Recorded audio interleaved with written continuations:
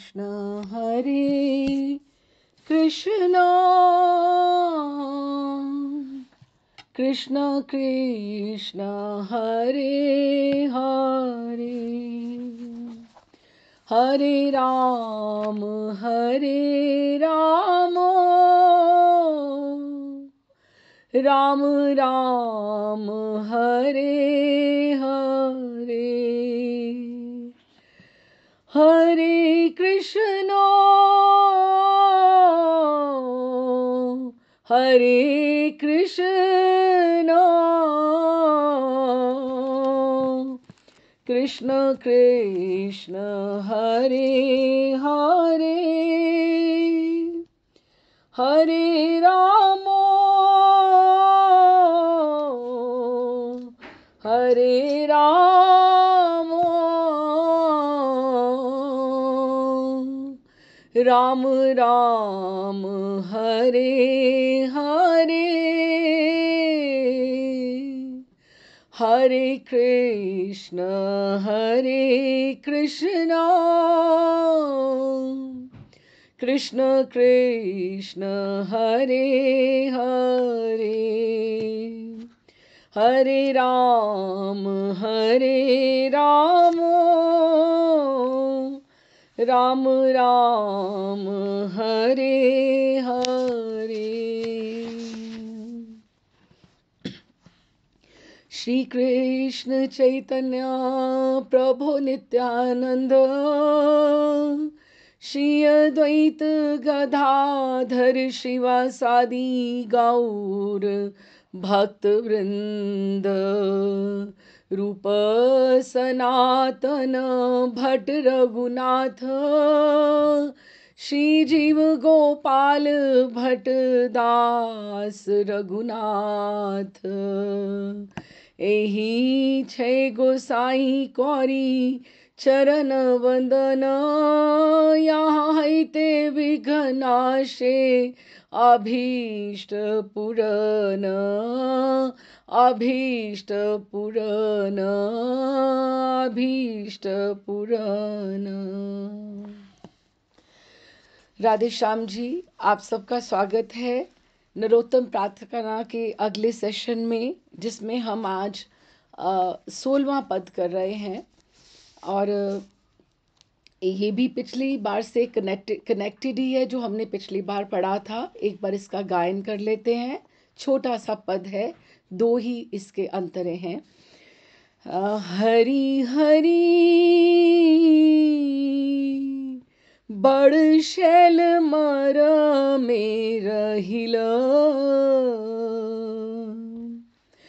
पाइया दुर्लभ तन, श्री कृष्ण भजन बिना, जन्म मोर विफल होइल। ब्रिजेंद्र नंदन हरि, नवदीपे अवतारी, जगत भरिया प्रेम दिल, मुई से पामर मती, विशेष कठिन अति, तेई मोरे करुणा नहिल। हरि हरि बड़ शैल मर में रहिल, स्वरूप सनातन रूप, रघुनाथ भट्ट युग, ताहाते न हेल मोर रति, दिव्य चिंतामणि धाम, वृंदावन हेन स्थान, से धामे ना केनु वसित, विशेष विषया मती नहिल वैष्णव रति निरंतर खेद उठे मना नरोत्तम दास कहे जीवार उचित नाहे श्री गुरु वैष्णव सेवा बिना हरि हरि बड़ शैल मर में रहिल। बहुत सुंदर पद है, छोटी सी, और क्या है, ये सैद्धांतिक बातें हैं जो हमें कड़वी लगती हैं। ये रस तो है इसमें, लेकिन और तरह का रस है, करुण रस है सारी की सारी प्रार्थनाओं में। जैसे बच्चे को माँ डांटे डांटे, उसको दबकाए या उसको किसी बात पे गुस्सा करे, तो उसको उस समय तो अच्छा नहीं लगता, लेकिन वो बाद में रियलाइज करता है कि नहीं, माँ मेरे भले के लिए कह रही थी। तो उसी तरह से नरोत्तम ठाकुर ने ये जो प्रार्थनाएं लिखी हैं जीव मात्र के उद्धार के लिए, जीव पे करुणा करते हुए लिखी हैं, और बहुत सीधी सीधी बिल्कुल बंगला भाषा है, हिंदी से बहुत करीब है, और हम जरा सा ध्यान दें तो हमें समझ में आएगा। और पिछली बार जो पद था इनका, जे अनिल प्रेमदन करुणा प्रचुर, कि जो लोग आए थे करुणा लेकर, मुझे उनका संग नहीं मिला, वो वैष्णव कहाँ चले गए, मैं उनके साथ रह नहीं पाया। तो यही इनका जो मूड है वही कंटिन्यू हो रहा है कि हे हरि, बड़ मरम बड़ शैल मर में रहिल। शैल किसको बोलते हैं? पत्थर को भी बोलते हैं, शिला को, और शूल को भी बोलते हैं, शूल कांटा, कि बहुत बड़ा एक शूल है, कांटा है, जो मेरे मरम, मेरे हृदय में रहिल, चुभ रहा है, अटक गया है। क्या? हे हरि हरि, एकदम पुकार करके कहते हैं हरि हरि। बड़े शूल, एक बहुत बड़ा ऐसा शूल कांटा है जो मेरे हृदय में चुभ रहा है। वो क्या है? पाइया दुर्लभ तना, दुर्लभ तन पाकर, दुर्लभ मानुष देह मिलकर भी श्री कृष्ण भजन बिन, कि मैंने ठाकुर जी का भजन नहीं किया, जन्म मोर विफल होइल, कि मेरा जीवन विफल हो गया, असफल हो गया, मैंने सब कुछ पाकर भी एक बाजी को खो दिया। महर्षि पुंडरीक महर्षि ने बहुत अच्छा समझाते हैं कि जैसे एक गेम होती है, एक साइकिल होता है, एक साइकिल होता है, और ये बड़ा माया का, भवसागर का बड़ा विशियस साइकिल है। बहुत बहुत विशियस मीन्स खतरनाक ये साइकिल है। जैसे हम बचपन में सांप और सीढ़ी खेलते थे ना, कि हम धीरे धीरे धीरे धीरे 5 3 6 एक बार आते थे इकट्ठा, बहुत प्रसन्न हो जाते थे कि ऊपर जा रहे हैं, ऊपर जा रहे हैं, लेकिन ऊपर एक सांप बैठा हुआ है 90 के ऊपर या 97 के ऊपर, तो एकदम से हम नीचे आ जाते हैं। ये इस तरह की ही गेम है, लेकिन ये सांप और सीढ़ी की गेम तो एक बात है ये, लेकिन महर्षि समझाते हैं कि ये विशेष साइकिल है भवसागर का, जो हम लाखों करोड़ों योनियों में, 84 करोड़ 84 लाख योनियों में हम घूम घूम कर हम घूमते जा रहे हैं, आते जा रहे हैं, जाते जा रहे हैं, लेकिन उसमें एक कोई ऐसा सॉफ्ट, एक ऐसा स्टेशन आता है जो उतरने वाला होता है, जो उतरने वाला होता है।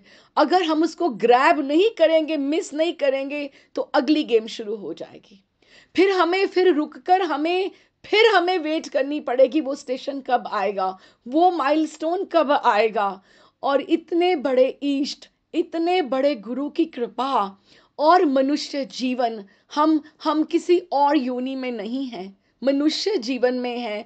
बुद्धि से सोच सकते हैं, हृदय से हम फील कर सकते हैं कि हमारे मनुष्य, we have seen our elders going, from this world, और क्या होने वाला है ये ना हो हमारा भी जो मिलना है प्रारब्ध के अनुसार, हमारे कर्मों के अनुसार वो मिलता जा रहा है, हम प्रारब्ध भोगते जा रहे हैं। हमारे से लोअर योनियां ज़्यादा अच्छी हैं। क्यों? क्योंकि उनके कर्म बन नहीं रहे, वो कर्म उनके जो उनका प्रारब्ध है वो खर्च हो रहा है। लेकिन हम खर्च भी कर रहे हैं प्रारब्ध को पिछले, लेकिन हम और भी कर्म निर्मित कर रहे हैं, अपने आगे आगे प्रारब्ध को बिल्डअप भी कर रहे हैं, जो हमारे लिए बहुत गलत हो सकता है। कि श्री कृष्ण भजन बिन जन्म मोर विफल, जन विफल होइल। क्योंकि एक ही ऐसा स्टेशन है, और वो क्या है?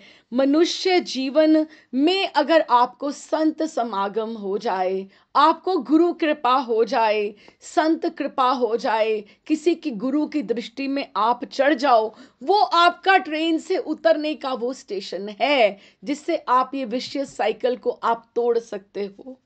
नहीं, अगर आपने हमने वो मिस कर दिया तो हम वापस उसी उसी में, महाराज श्री कहते हैं, जब भी भजन करो, जब भी पुकार करो, मुक्त होकर आसन पर बैठो, मुक्त होकर परीक्षित की तरह, बिल्कुल ऐसे। ये तो नाम की महिमा है, जो ये कहते हैं अनख आलस हूँ, कि आप इस तरह से ही जपिए जैसे भी आपका। लेकिन हम तो ये सोचे ना कि कुभाव अनख आलस हूँ, कि आप कैसे भी भजें। ये तो हमें अ, उसकी नाम की करेक्टरिस्टिक है, नाम की क्वालिटी है, कि आप ऐसे भी भजो तो भी वो फल देगा। भाव कुभाव अनख आलसू, लेकिन ये उसकी उदारता है।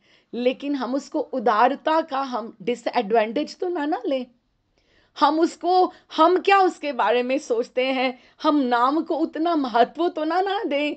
हम नाम को ऐसे ही बस लेते जाएं, जल्दी जल्दी जल्दी जल्दी, ना उसमें कोई भाव हो। वो तो फिर वही बात होगी ना, जलेबियां बनाई, बहुत मेहनत करी, उसमें चीनी घोलनी तो तुमने रह ही गई, चीनी तो उसमें तुमने डाली नहीं इतनी मेहनत करके। ये तो उदारता है नाम की। लेकिन मनुष्य जीवन पाकर इतना हमने बड़ा सब खर्च करके, आप सोचिए, और फिर हमने उसका नहीं करा।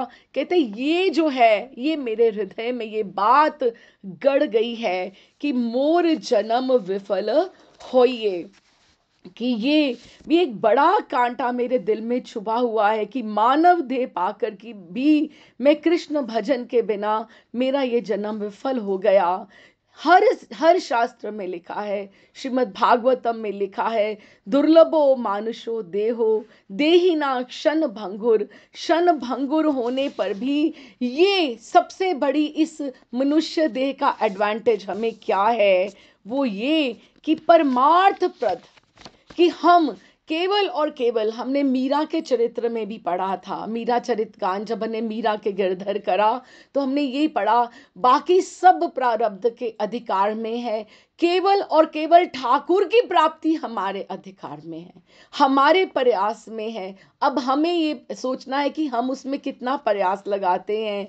परमार्थ प्रद मानव देह अति दुर्लभ है, 84 लाख योनियों में भ्रमण करने के पश्चात प्राप्त हुई है ये सुदुर्लभ मानव देह।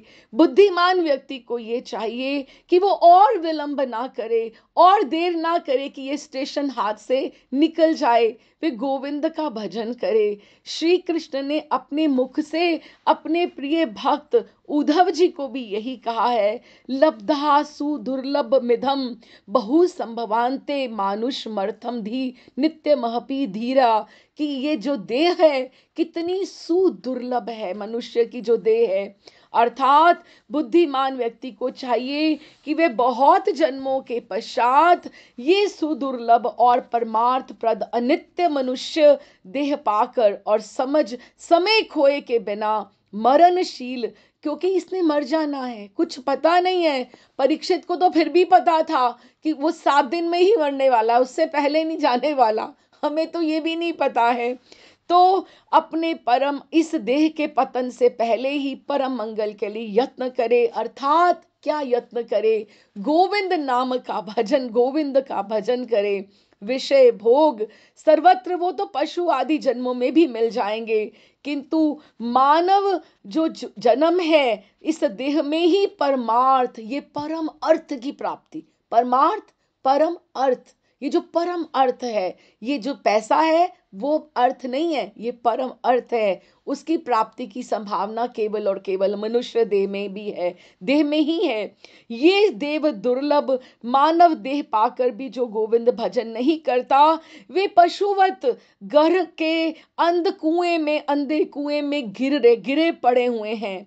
मुचकुंद महाराज ने भी स्तुति की, हर स्थान के ऊपर लब्धो जनो दुर्लभ मत्र मानुषम कथा चिंतवयमंग्य में यत्नो अनघ, कि आप हर जगह पे हर शास्त्र में नाम भजो नाम भजो नाम करो। उन्होंने क्या कहा, हे अनग मनुष्य इस कर्म भूमि में भाग्यवश बिना यत्न के दुर्लभ और अविकलांग मनुष्य दे। हमारी शरीर में कोई दुर्बलता नहीं है, हम विकलांग नहीं हैं, हम स्वस्थ देह में हैं, पाकर भी अगर हम ठाकुर के पाद पद्मों की चरणों की सेवा नहीं करते, बल्कि पशु की तरह विषय वासनाओं के पीछे घर रूपी अगर इसी माया जाल में कारागार में फंसे रहते हैं, तो ये मनुष्य जन्म की विफलता है। और इसी बात को कह रहे हैं कि जन्म मोर विफल होइल, कि मेरा ये विफल हो गया है। विशेषता, और ये विशेषता ये क्यों इस समय क्यों ये कह रहे हैं, क्यों? क्योंकि ये जो समय है द्वापर जा चुका है और हम इस वाले कलयुग में हैं जब गौर हरि आए हैं। गौरांग प्रभु हमें महामंत्र की देन देके गए हैं, हरि नाम संकीर्तन की करके गए हैं। ये हमारे लिए संधि काल क्षण है, संधि काल क्षण है, क्योंकि अभी अभी इसी बार गए हैं, ठाकुर गए हैं और महाप्रभु आए हैं। क्यों, कैसे बोला, ब्रिजेंद्र नंदना हरि, जो ब्रिजेंद्र नंदन हरि थे वही नवदीपे अवतारी, जगत भरिया प्रेम दिल।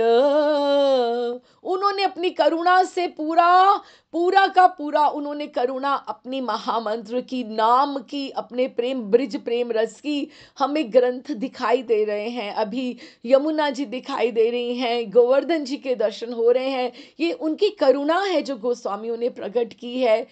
तो वो हमें सब दिखाई दे रहा है। जगत भरिया प्रेम दिल, ब्रिज प्रेम को, राधा माधव के प्रेम को उन्होंने विस्तार किया है। लेकिन मुई से पामर मति, मेरे से पामर, मेरे से अधिक पतित तो और कौन होगा, इतनी बुद्धि मति अर्थात मेरी इससे अधिक कौन होगी।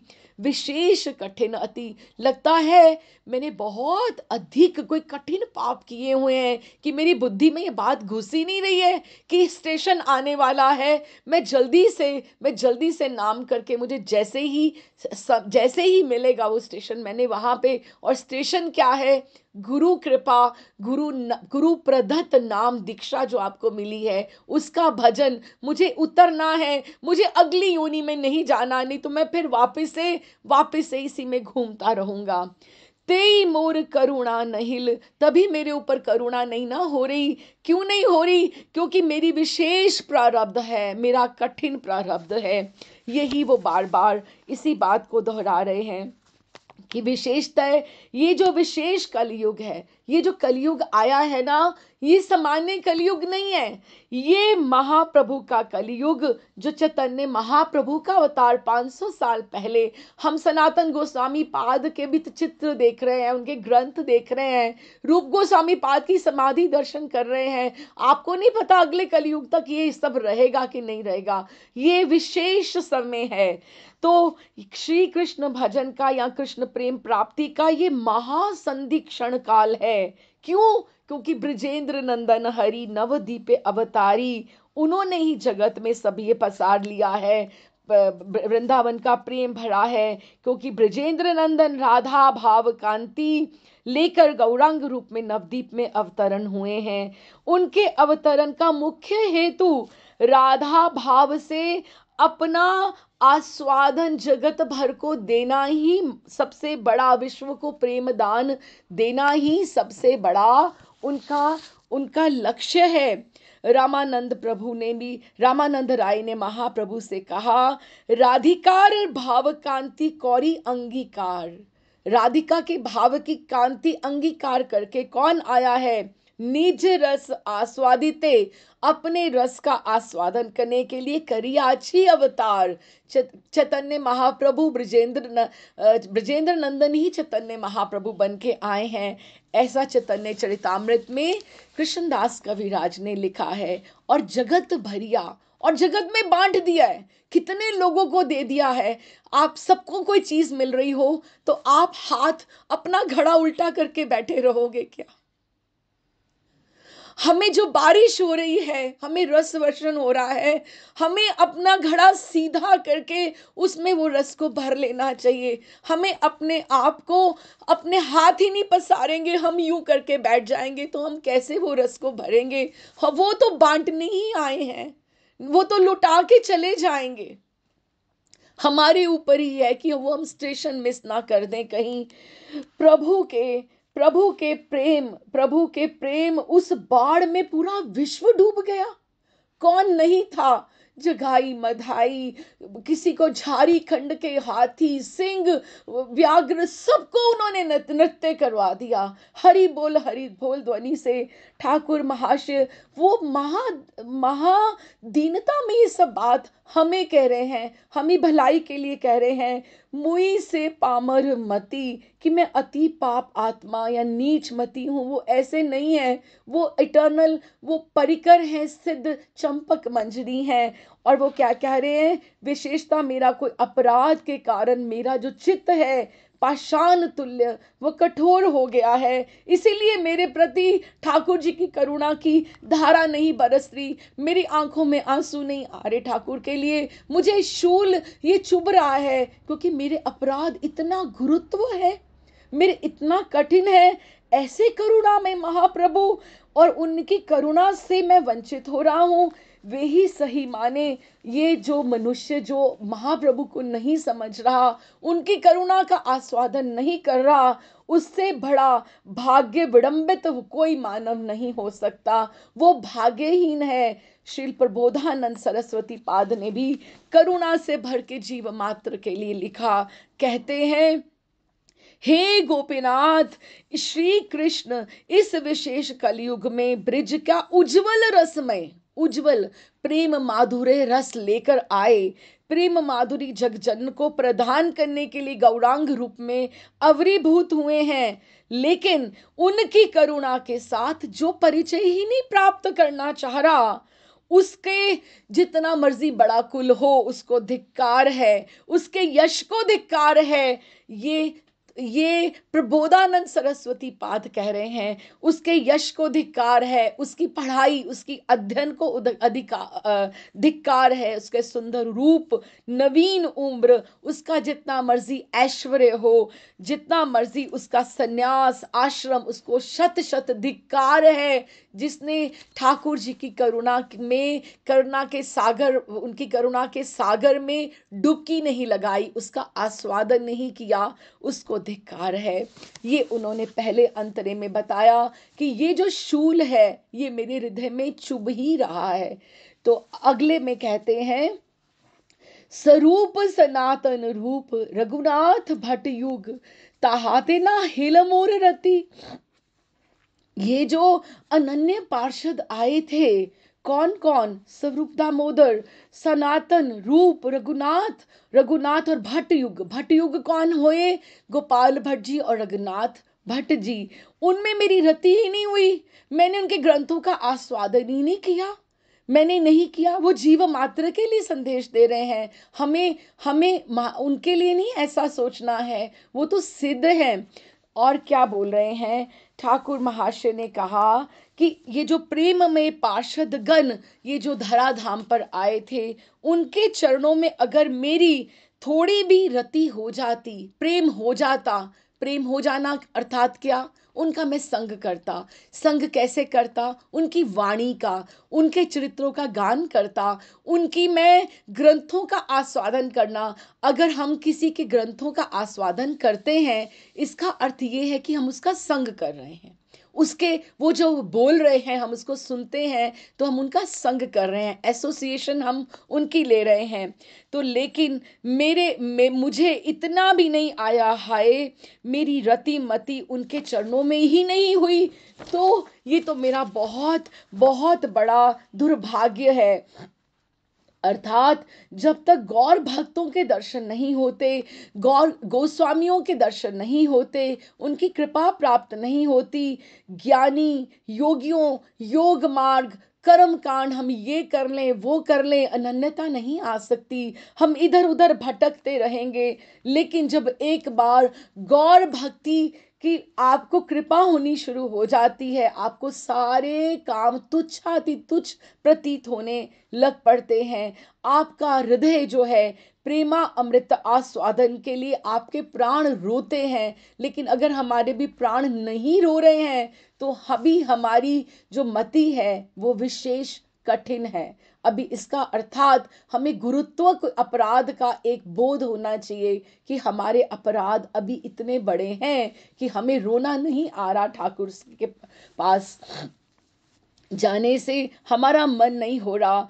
दिव्य चिंतामणि धाम वृंदावन हेन स्थान से धामे ना केनु वसित, कि दिव्य चिंतामणि धाम जो वृंदावन है वो दिव्य चिंतामणि धाम, और वो क्या है, दिव्य चिंतामणि धाम है कि एक किसी को मणि मिल जाए तो उसका भाग्य कहाँ। और चिंतामणि से तो आप कुछ भी आप मांग लो, कुछ भी ले लीजिए आप।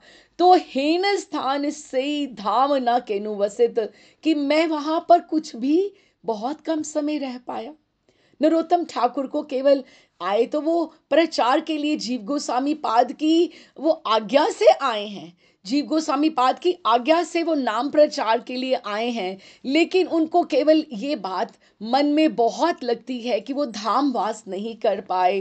तो दिव्य चिंतामणि धाम वृंदावन है स्थान, जो श्री राधा कृष्ण के चरणों से अंकित पंकिल पंकिल वो माधुर्य से उनके से पंकिल वो जो भूमि दिव्य चिंतामणि वृंदावन जो थी, वहां पर मैं केनु वसित, कि मैं वास ही नहीं कर पाया। मेरा इतना दुर्भाग्य था कि मुझे वहां से बाहर निकाल दिया गया। तो इसको मैं क्या कहूँ। तो उन्होंने कहते हैं कि क्योंकि विशेष विषय मति, शायद ये होगा कि मेरी विषयों में बहुत अधिक रति मति बुद्धि उसी में होगी, तो ही मुझे वृंदावन ने मुझे बाहर वहां से निकाल दिया। नाहिल वैष्णव रति, मेरी वैष्णवों में प्रेम नहीं होगा, मेरे लिए वही उचित होगा। निरंतर खेद उठे मने, यही निरंतर निरंतर मेरे मन में खेद उठ रहा है, यही शूल चुभ रहा है कि मैं वृंदावन वास क्यों नहीं कर पाया। और ये भी कहते हैं ठाकुर महाशय कि जो विषय रति होती है, जो मटीरियलिस्टिक प्लेजर्स, जो अभी हमें रुचि होती है, हमें हर अभी यहाँ भी जाना अच्छा लगता है, वहाँ भी अच्छा लगता है, हम अभी भक्त भी हैं, हम भक्त ही हैं नहीं है, हम भक्त भी हैं। हमें सब चीजों में अभी आनंद आता है कि अगर विषय रति को, अगर ये हमें उन्होंने एक हमें रोड मैप बताया कि अगर आप विषय रति को भगवत रति में अगर आप बदलना चाहते हो तो आप, क्योंकि ये विषय रति मटीरियलिस्टिक जो प्लेजर्स हैं, ये जो व्यवहारिक जगत में हमें आनंद आता है, ये सबसे बड़ी बाधा है हमारे रास्ते को, हमारा रास्ते को परिपुष्ट करने का, हमारा रास्ता वो ठाकुर जी के लिए बाधा क्रिएट कर रहा है। विश्व में रति का अर्थ क्या है कि अभी हमें ये रस भी अच्छा लगता है, ये शब्द भी अच्छे लगते हैं, ये गंध भी अच्छी लगती है, अर्थ संपदा पैसे में आसक्ति हर चीज में। वैष्णवों में अगर मति होनी शुरू हो जाए, भक्त संग अगर हमें अच्छा लगना शुरू हो जाए, तो विषय जो निष्ठ भक्ति है वो विषय निष्ठ जो मति है, जो बुद्धि है, वो एकदम भगवत भक्ति निष्ठ हो जाएगी। एकदम से हमारा यू टर्न हम ले सकते हैं, लेकिन हमें भक्तों का एसोसिएशन चाहिए। साधु संग के प्रभाव से जिसके हृदय में से विषय मलिनता दूर हो जाती है, वह साधु मुख से हरि कथा श्रवण कर उनका संग त्यागने में वो समर्थ नहीं हो पाता। वो कैसे साधुओं को छोड़ देगा जिसको साधु संग में रुचि हो रही है। और भागवतम में भी लिखा गया है कि ईश्वर स्वरूप भक्त तार अधिष्ठान। भक्त ठाकुर जी कहाँ रहते हैं? भक्तों के हृदय में रहते हैं, संतों के हृदय में रहते हैं। तो उसी संतों का संग करने के लिए, उन्हीं वैष्णवों का संग करने के लिए ही तो नरोत्तम ठाकुर कह रहे हैं ना कि तभी तो तुम भगवान के पास पहुंचोगे। क्योंकि भगवान कहाँ है? भगवान भक्तों के, संतों के हृदय में है।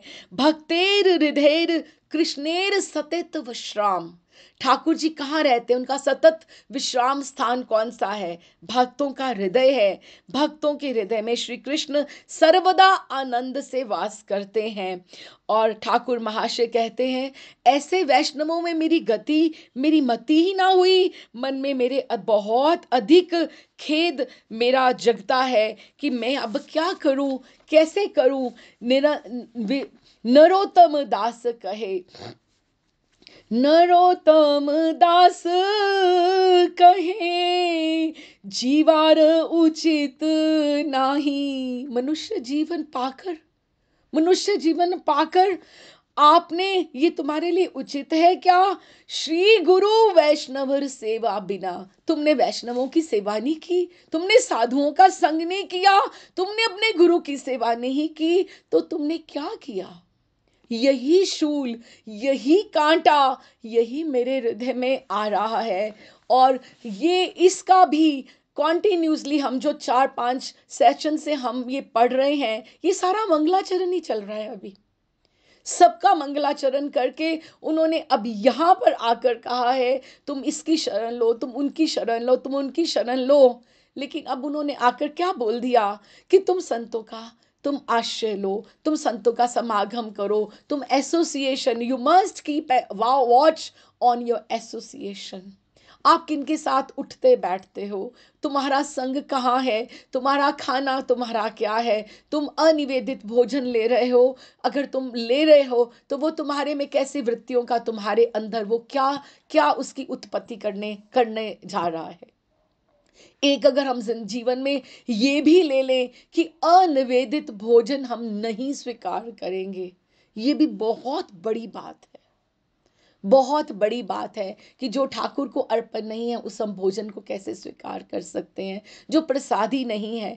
तो इसके साथ ये वाला जो है, इसका है हरि हरि, ये एसेंस है इस वाले पद का। हरि हरि बड़ शैल मारा मरहिल। ये शूल चुभना चाहिए अंदर, हृदय में चुभना चाहिए। और अगर ये नहीं चुभता तो हमारी अभी मति जो है अभी बहुत कठिन हुई है। हमें हर रात ये सोचना चाहिए, ये शूल चुभ रहा है कि नहीं चुभ रहा। तभी हमारे में पुकार बढ़ेगी ठाकुर के लिए। क्योंकि हम तभी तो उनको मिस करेंगे ना। हम उनको दूर ही नहीं समझ रहे तो हम कैसे मिस करेंगे? हम अपने कंफर्टेबल जोन में हम बैठे हैं, हम उनको कैसे मिस कर सकते हैं? तो यहाँ पे शूल चुभने का ये जो बात है, बड़ शैल मरम रहिल, मेरे हृदय में ये शूल ये कब चुभ रहा है? बहुत चुभ रहा है।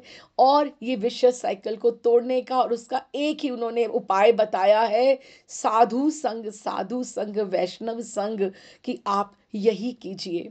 तो इसके साथ इस वाले ये पद का 16वें का विश्राम होता है और हम अगले में प्रवेश करते हैं।